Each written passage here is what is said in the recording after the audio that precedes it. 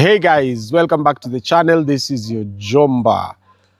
Today is Monday, 20th of July. It is exactly 1 week ago when I left this place to go to cover the Ol Kalou by-election. For those who are my regular viewers, you have seen the work that we did in Ol Kalou. I want to thank you guys for your support as usual. I want to thank the people of Ol Kalou for the warm welcome they gave me over there. I want to thank the people for standing steadfast to protect their votes in polling centers around Ol Kalou town, especially after they were under heavy attack of heavily armed and hooded police officers who decided that they were going to be goons and stoke anarchy, rioting and violence amongst the people of Ol Kalou. But believe it or not, like we say it on this channel time and again, day after the other, the people of the Republic of Kenya shall prevail. The people of Ol Kalou prevailed. They guarded their polling centers. They guarded their polling stations. They guarded their vote. This episode is supposed to be more of like a breakdown of what I witnessed in Ol Kalou. But then I really have so many things to talk about. I went to so many places. I met so many Kenyans of different tribes who live and work in Ol Kalou, who do farming, who do dairy farming. You know, nimekutana na watu wa kila aina. My viewers, even the content I have is too much. Nyingine sasa hivi ishakuwa irrelevant, especially based on vile mambo yamepitwa na wakati. But I'll still figure out a way on how I am going to upload this content, because I highly believe that mko na haki ya kuona kila kitu ambacho I documented in Ol Kalou. So, my viewer, I know you have a question, and I'm sure your question to me is, what did you experience in Ol Kalou? So, my experience actually was amazing. It was amazing. Believe it or not, ile mambo ya ukabila ambao tunauziwa huku nchini, au tunaambiwa sijui wa Kikuyu, sijui this, wa Jaluo that, tunaambiwa sijui nini. Guys, all of it is just politics. Sawa, ukienda huko nje ukutane na wananchi. I met a guy mwenye ni Mpokot. Sawa, the grandfather alihamia Nyandarua a long time ago, sijui in the 70s huko. Sawa, na yule jamaa, sawa, their family owns land in together with people wale ambao wanaitwa wa Kikuyu. Sawa, they live together. Au Wapokot ukiwaangalia wakiongea unaweza dhani ni wa Kikuyu. The only thing that will make you realize that no, these are not Kikuyus is their physical features. Sawa, there is a Luya guy, I already uploaded episode yake, iko hapo kwa channel. Amezaliwa huko 1968. He has grown up in Ol Kalou, Kiambururu village. Amesomea huko, anafanya kazi huko, analea watoto wake huko. He's a mega superstar on Inoro TV. He acts in those Kikuyu shows za Inoro TV. Nilikutana na, there's another family ya Aluo family whose the sijui ni grandfather yao ama ni great grandfather yao was a colonial chief in Nyandarua in the 1950s before independence, and they settled there. So, and they are doing farming there. The only thing will make you know that hawa watu sio wa Kikuyu is their physical features, because tunajuana kikabila. When you look at a Luo, you know that is a Luyo. When you look at a Luya, you know that is a Luya. When you look at a Kikuyu, unajuanga. Ukiangalia Wakale, we have features that, you know, distinguish us from each other, and these come with genetics. But when it comes to DNA, when it comes to what flows in our blood, we are Kenyan first, guys. You know? So that is my biggest experience, is that tribalism is only on the mouths of politicians. Huko nje kila kabila inaishi pamoja kwa amani. I know most of you expect me niwaambie ati oh, sijui my experience, sijui ilikuwa ni wale goons, mara sijui nini. But no, my the most basic fundamental experience that I learned about us as a Kenyan people is that we are one people.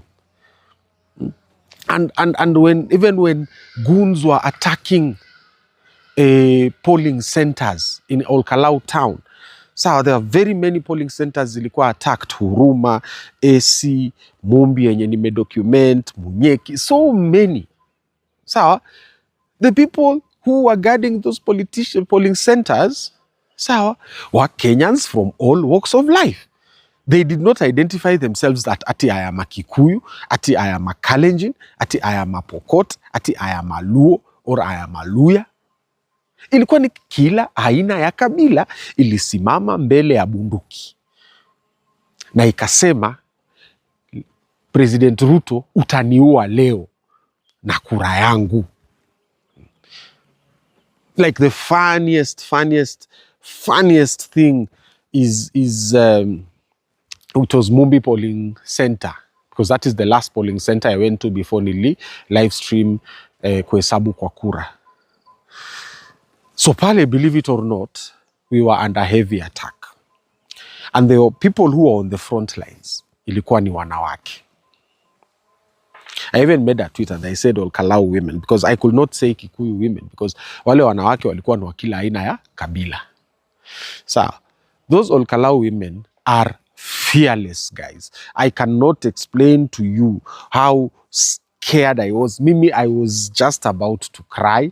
I was nearly peeing on myself. Nilikuwa niko tayari kujikojolea nikisikia zile marisasi vile zinapigwa in the air, and those women are standing their ground and they are telling me, we ni mwanaume aina gani unataka kukimbia uache akina mama hapa, simama hapa. Viewers of Mwabili Mwagodi TV, let me tell you,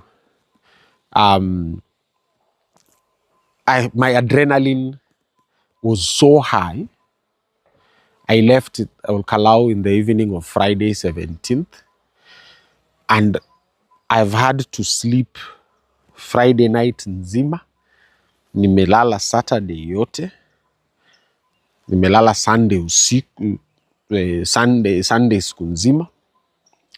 Sawa, leo ndio I am feeling, today is 20th, I am feeling my body coming back to normal, because we were in so much danger in Ol Kalou, but at the same time, you know, you have that flight or fight risk.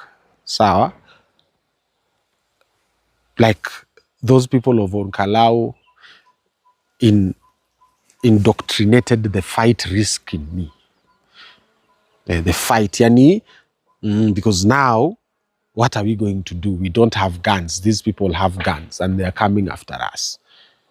But what is the ultimate outcome?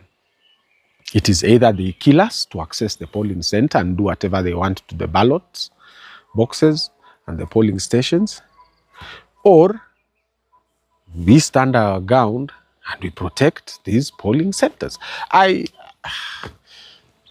It is something that is extremely difficult to explain to you unless you are there. NTV have come out with a very, very, very detailed documentary that was shot with hidden cameras before the by-election and during the by-election that clearly tells you what exactly transpired in Ol Kalou.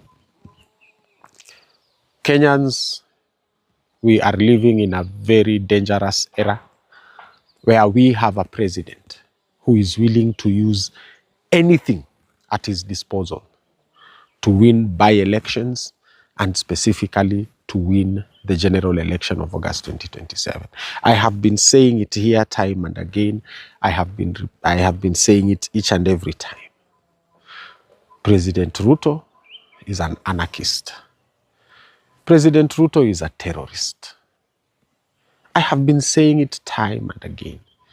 And now we have seen proof documented in Ol Kalou by myself, NTV. I will put the link to their episode in the description below. Just go and have a look at what our president is willing to do, including maiming citizens, injuring them, including setting them up on fire, including shooting to kill citizens of this republic, just so that he can win a by-election. Just so that he can win a by-election. Ask yourself what he is willing to do to this country in August 2027. The thing I will say here, and I repeat, the people of Ol Kalou completely refused. They completely refused to be incited into rioting. They completely refused to be incited into anarchy. They completely refused to be incited into violence. Because that squad that you people saw, that was moving around in Prados, that was moving around in a red Subaru, those guys, kazi yao ilikuwa ni to antagonize the people so that the people react. And once the people react and they start now rioting and demonstrating and whatever else, sawa, then the police come in with violence, sawa, they bang down polling centers, they kill the people, waue wananchi na wawachome, sawa, ndio ile by election ikuwe kwanza, first of all ikuwe cancelled, number one, and number two, ultimately the President Ruto apate excuse ya kusema ya kwamba Rigathi Gachagua ndio sababu ya hii nini, ya hii violence, ati akamatwe, and then this is attributed to him. But the people saw through these stupid and silly games by President Ruto, and the people of Ol Kalou stood their ground and they said, you guys, you have to kill us here where we stand. We are not letting go of our polling centers, and sisi, we are peaceful citizens. We are not going to war with you. Shame on you, President Ruto. Shame on you. Wewe ni shetani na ushindwe. Unajaribu kusababisha visho vya wananchi ili kwa sababu ushinde kura moja tu ya Ol Kalou. Shame on you. And as Kenyans we rebuke you. Pepo mchafu tokomea katika shimo lisilokuwa na giza, President Ruto. Na ushindwe. And may each and every evil scheme you plan against the people of the Republic of Kenya be exposed in broad daylight, even as you plan it in the dark. Ushindwe katika jina la Yesu na kukemea pepo mchafu takataka wewe. Thank you very much for your support, my viewers. My trip to Ol Kalou was funded by your donations to my Mpesa number 0799428109. Continue supporting this work, my viewers. Mimi, I guarantee you that I will continue documenting our lives as Kenyans impartially and independently without any undue influence. That is a promise to you, my viewer. Asanteni.